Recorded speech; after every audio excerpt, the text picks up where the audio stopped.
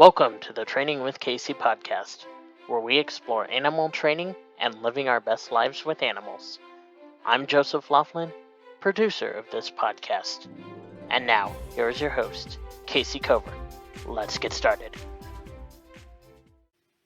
Hey, thank you, Joe.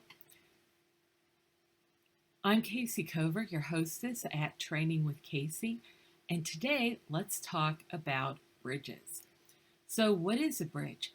A bridge is a signal that gives feedback to an animal. In other words, it tells me it's been successful in a really short, precise, concise way. So you can praise an animal. You can say, wow, you did a great job. That was wonderful. That's all good. But it's not the same thing as a bridge.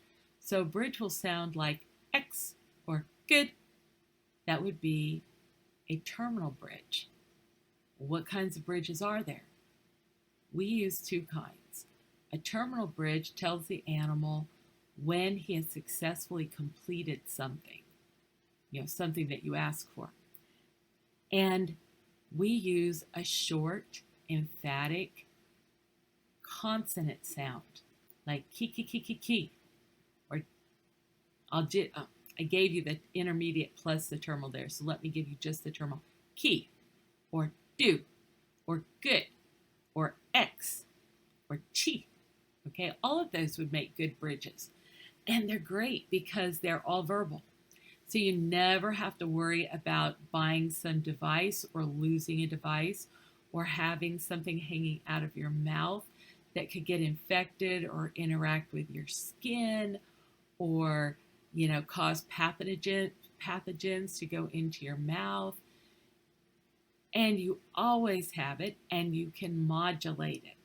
And some people will try to tell you that you don't want to modulate it. I don't agree. But more on that later. So it's just a sharp, clear consonant sound. I do not like to use S sounds like yes. It's okay. It will work. But it's, try saying it really fast. I have a problem with it. So maybe it's just me.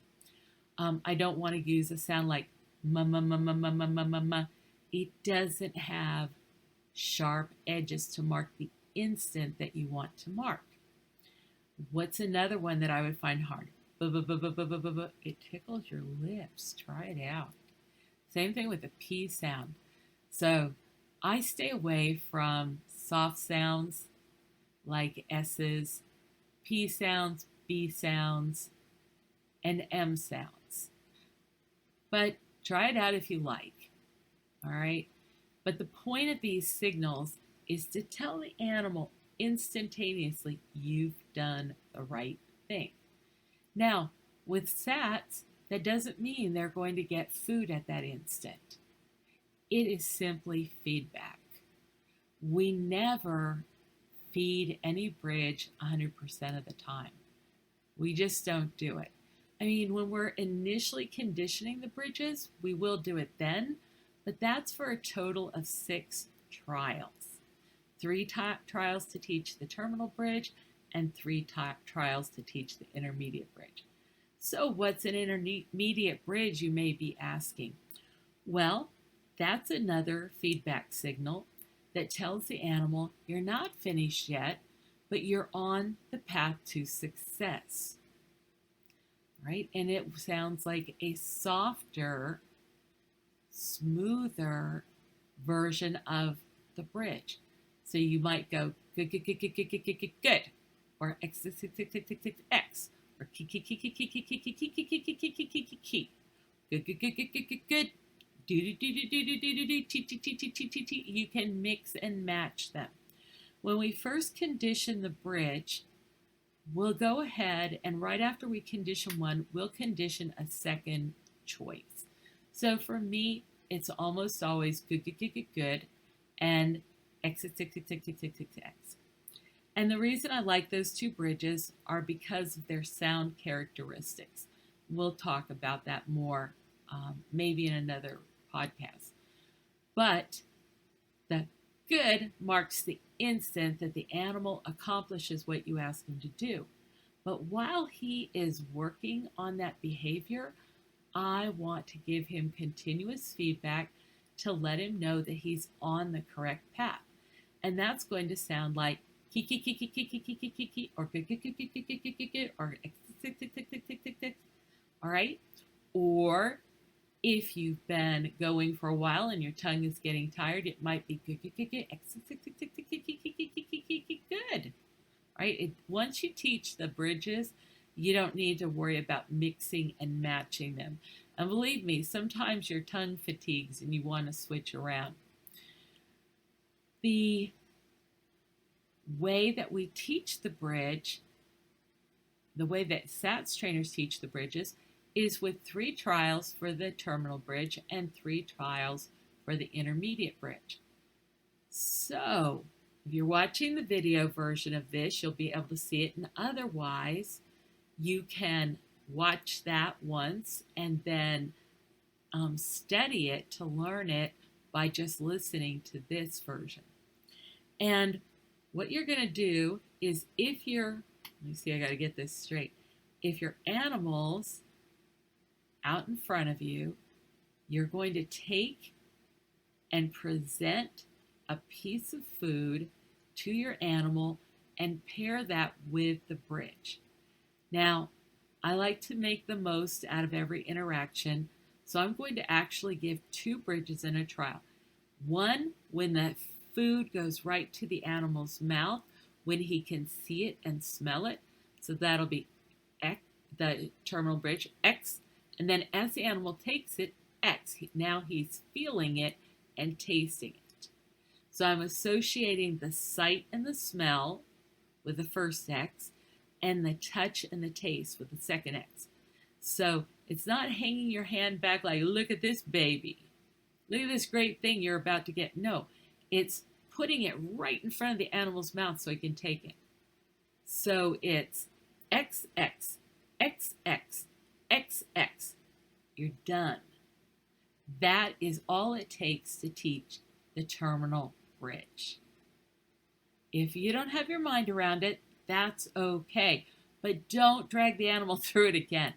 You practice with a friend or something like that. Otherwise, the animal will think, gee, I thought I had it. And I guess I don't. And they'll start to question everything. And you'll lose performance. Just don't go there, all right? Do the 3 presentations and move on. So now let's teach the intermediate bridge. And that's going to be very similar.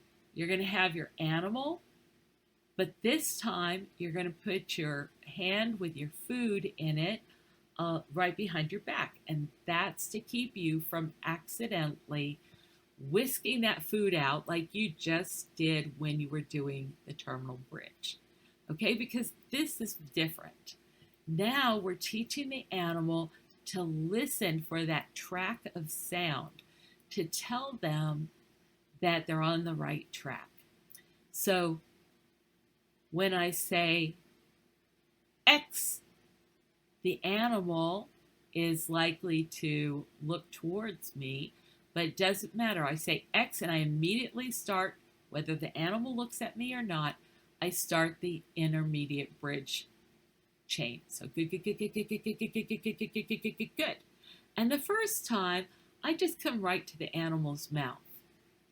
So once again, your hand is behind your back. You say X, and then you start the intermediate bridge. Good, good, good, good, good, good, good, good, good, good, good, good. As the animal takes it, you give the terminal bridge. Now I'm going to take my hand and put it behind my back again. This time I'm going to expect a little bit more from the animal. So I say, good, good, good, good, good, good, good, good, good, good, good, good, good, good, good, good, good, good, good. And I bring the intermediate bridge and the food out, but I wait for the animal to also come toward me now. He's investing more and actually moving toward the food and, the target, the intermediate bridge, all of those things. Okay, and so the third trial, put my hand behind my back again, and this time the animal's going to do even more work. So X, X, tick, tick, tick, tick, tick, tick, tick, tick, tick, tick, tick, tick, tick, tick, tick, tick, tick, tick, X. Okay? You're done. Those 2 steps, each one repeated 3 times, are all that it takes to teach the intermediate bridge. Now, when I published in a forum on animal training that it takes about 5 minutes to teach the intermediate bridge, I was actually questioned by another professional trainer who said, "Don't you think that you're kind of setting people up for failure by leading them to expect to teach the bridges so quickly? Don't you think that's misleading to them?"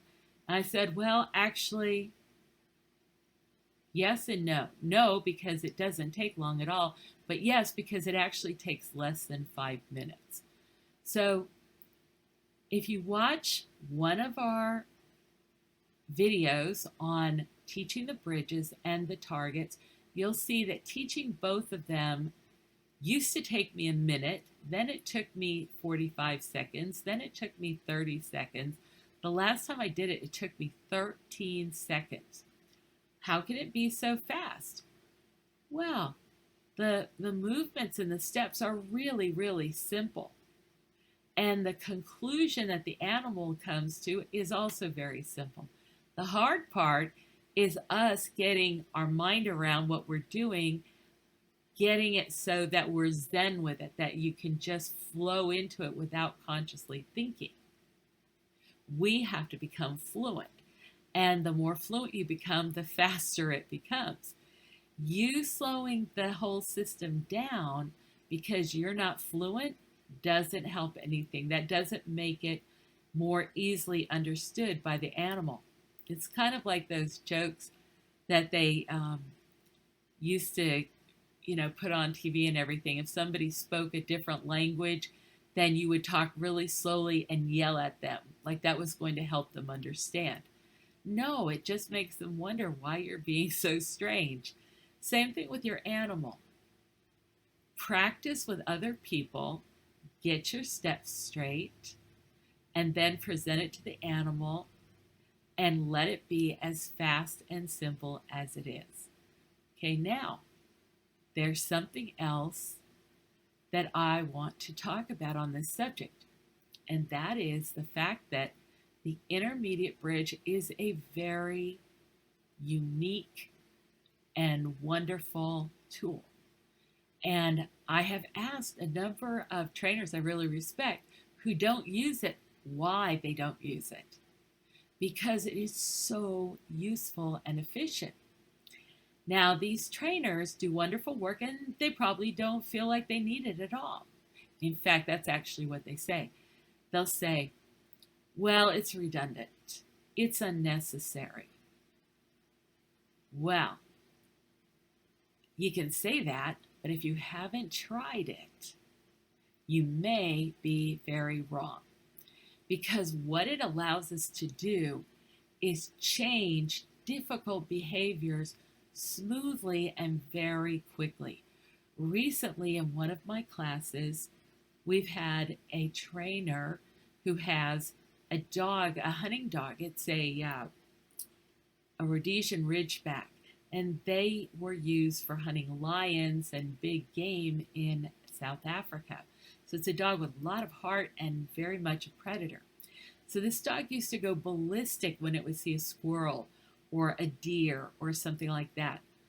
And in a matter of weeks, this talented trainer has been able to call her dog off of all of those things just with the support of the intermediate bridge. It is amazing. Now, let me tell you something else strange about it. When I started out, we developed the intermediate bridge at the University of Maryland when I was working with the swine unit staff. We needed to teach these little pigs to allow us to collect blood from the vena cava in a blind stick 5 inches deep, 1 inch from their heart.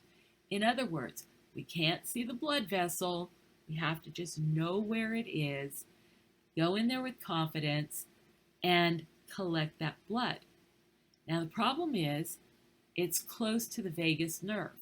And if we were to nick the vagus nerve, that could be fatal. So we wanted to be sure that we didn't stress the pigs or cause them uncertainty that would cause them to pull away before we actually finished collecting the blood. So I thought, and I said to myself that what we needed was a feedback signal that would remove the uncertainty, so that as you extended the duration, because they would have to hold still for a while to collect the blood and to allow the needle to go smoothly into the vena cava, etc. So while this is happening, they needed to be patient and very steady. We didn't want to feed them during this process. We didn't want them to move.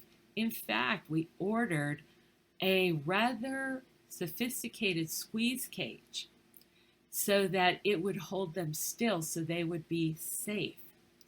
It turns out that with the intermediate bridge, we accidentally found that all the pigs were trained before the squeeze cage ever got there. Now, we did have a problem with them. It was a good problem. The problem was that whereas before the training, they were afraid of the needles, they were afraid of the procedures, and the people that would take the blood after the training, they all wanted to be first. We actually had to teach them to respect their names, come in order, and wait quietly. Now, if you go to Synalea.com/press, okay, like a press package or like a news reporter. So Synalea.com/press, and scroll down, you can see actual video of us taking blood from a pig. And you're not going to hear an intermediate bridge. Didn't I say we used it with that project? Yes.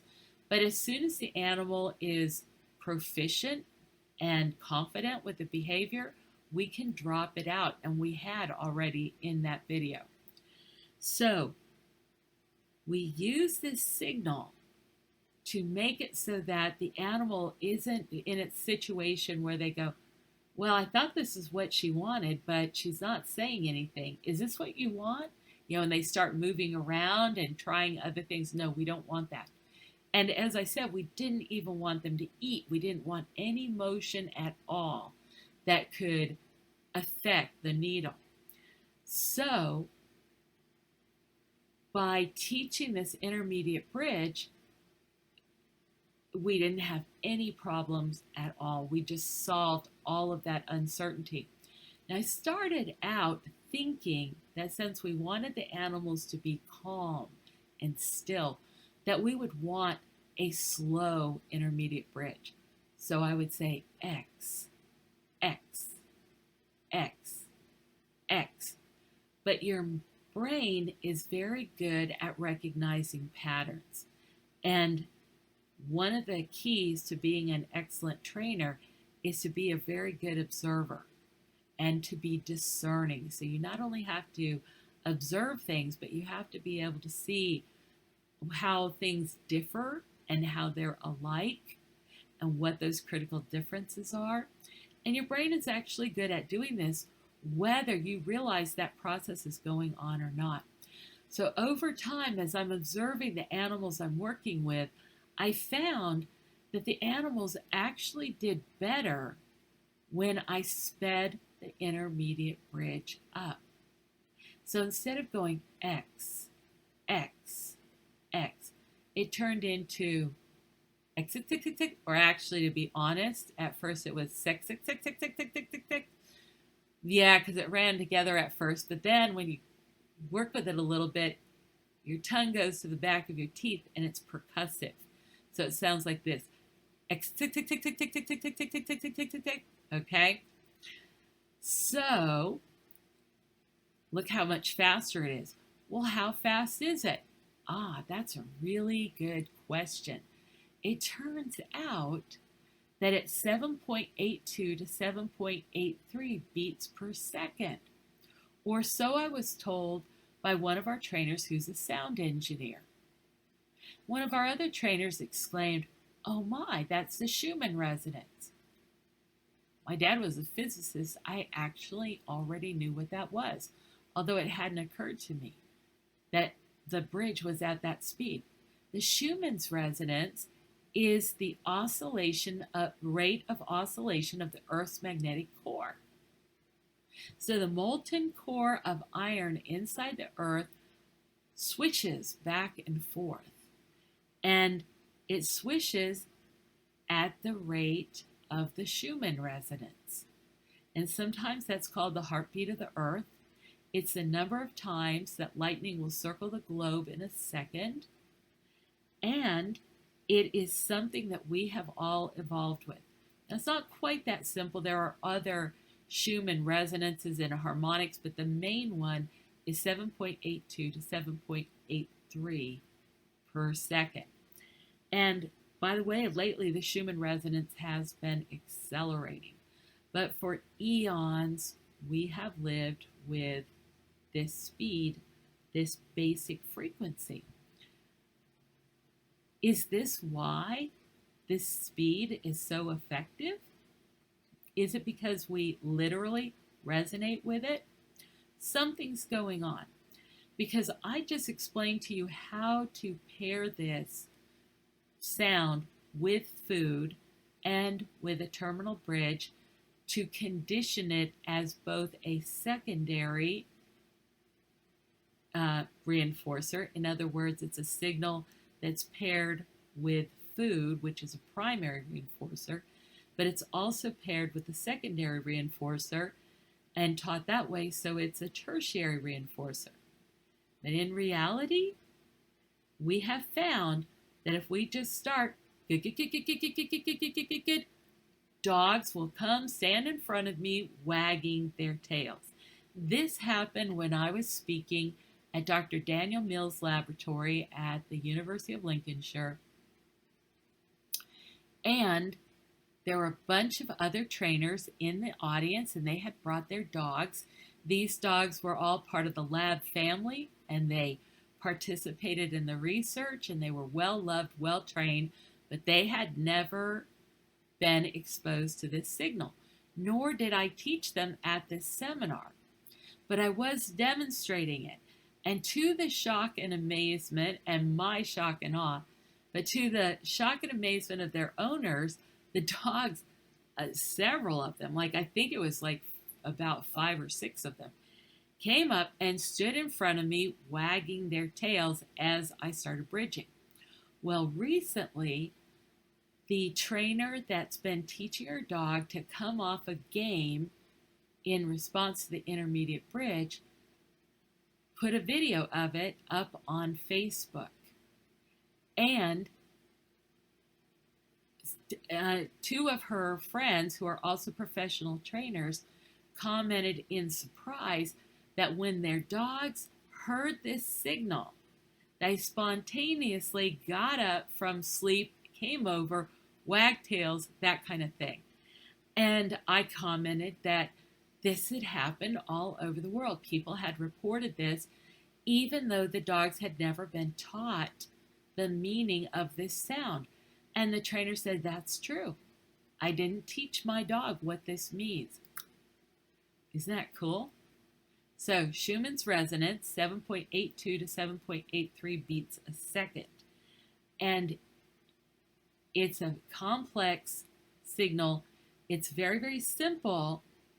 It's just a little tiny dot of sound, but it's complex because of the way it functions. It's both a secondary, probably a tertiary, but also a primary reinforcer. If you've got an animal that you cannot use food with, let's say he's ill, he has to have a medical procedure, or he's too nervous, or he's too suspicious,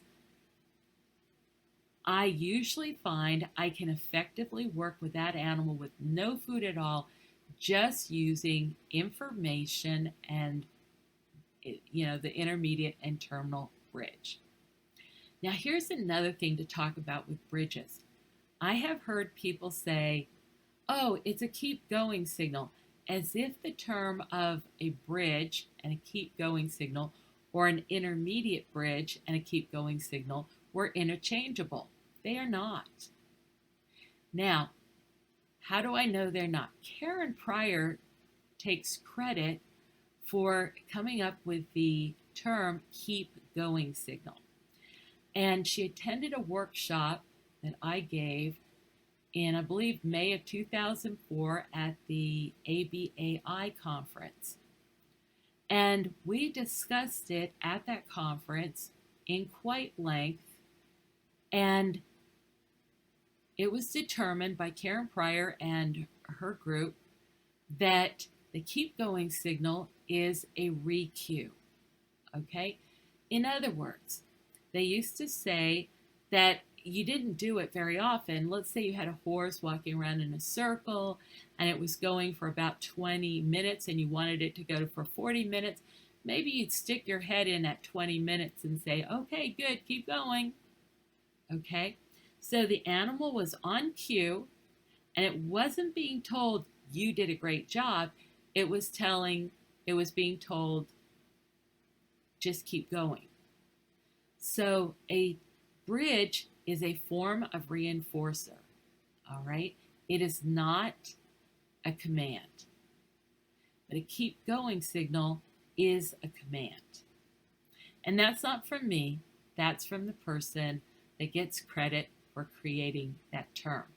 Meanwhile, I'm the person that created the term intermediate bridge, because where the bridge bridges the gap between success and food, the intermediate bridge gives a progressive signal in the gap between when you start the cue and when the animal attains success.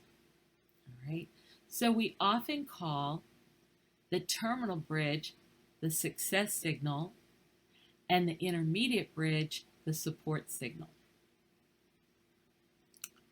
Okay, so we've now talked about the fact that the intermediate bridge and the terminal bridge, neither of them are keep going signals. We've talked about the Schumann resonance. We've talked about how to condition the bridges and the importance of not having too many repetitions. Repetitions are mind-numbing and they also destroy confidence. You just need 3 trials for each different signal. Now let's talk about one other aspect of the bridge. I mentioned it's very short and simple, and it's conditioned, so the animal already knows what it means. This means there's less mental processing required. Okay, and it's actually probably processed in the amygdala and not in the forebrain. And when you talk to an animal, it's different. That has to be processed in the forebrain. The animal actually has to listen to what you're saying and think about it, because a conditioned signal has one little purpose, whereas words could be anything, right? So the intermediate bridge and the clicker, for that matter, are both conditioned signals, and they're both processed in the amygdala. What else? Well, we timed a range of clickers, okay, like a couple of different models. And we found a number of things about them. One is where the bridge has a single instant of sound, a clicker, every time you click it, is a compound sound. It goes click, click. Well, that's not going to be as precise as a single sound, because where do you explain to the animal which part of that compound sound gives it the critical information? Is it the beginning of the first sound? Is it the end of the first sound? Is it the beginning of the second sound? Is it the end of the second sound? Or is it the average of those things? All right. So I mentioned you can use different kinds of bridges if you use the sound profile of that is like kind of like a fist. All right. So you get the sound goes up and comes across like this. That's what it looks like when you graph it. Whereas a bridge is an X is very precise. So it goes like this, right? So it's like a scalpel versus a sledgehammer. So if I have a dog that has a very big sense of his own agenda, like a terrier might be one, then I might very well say good, good, good, good, good, good, good, good, good, because I find that it cuts through the attention, usually very successfully. Whereas where I'm trying to be very, very precise, I might very well say X, X, X, X, X, X, X, X, X. All right. In all of those sounds, each one has a single spike. It's true that the good might be a little squarer, but it doesn't have two peaks. So the X is very precise, and in addition to the issue with having two sound spikes on a clicker, we have another matter, and that is that the average time that it took for the clicker to make the two sound signal, like a kind of like a cycle click click, was 1/3 of a second. So I can only get 3 points of information to an animal in a second. But with an intermediate bridge, I can get almost 8. So let's say I have an animal that's learning to do a complex behavior, or any behavior. In fact, you can see it on my YouTube channel with Sue Ketlin's video with Squidgy. And she's teaching him to keep his head down on the ground when she cues him to do that. Well, Squidgy keeps his head down on the ground, and then all of a sudden, he kind of looks up for a minute, and the intermediate bridge stops. And he kind of looks for a second, and then he realizes how he lost the bridge. He raised his head when he wasn't supposed to. He immediately self-corrects. Within a fraction of a second, his trainer didn't have to say no. She didn't have to show him a different way to do it. He had all the information he needed because we'd been marking success. And so when he deviated from success, he could easily remember what he was doing 1/8 of a second ago. And he just corrected his own behavior. So we often get virtually errorless learning with self-correction when the animal does make an error. We don't have to generally tell the animals no. In fact, I find it's more effective to just tell the animal, if he makes a mistake, I name the mistake. And then I re-request what it was. For example, can you turn right? And if the animal turns left, I'll say, that was left. Can I have a right turn, please? And they'll almost always correct and do that. Okay, that brings us to another subject for another day. We hardly ever tell animals to do anything. We always ask them nicely. Isn't that a nice way to be? Hey, thanks for joining me. Take care, and we'll see you next time.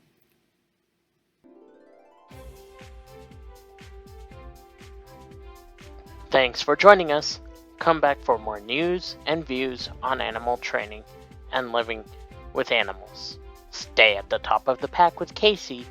This is Joseph Laughlin, producer of Training with Kayce. See you next time.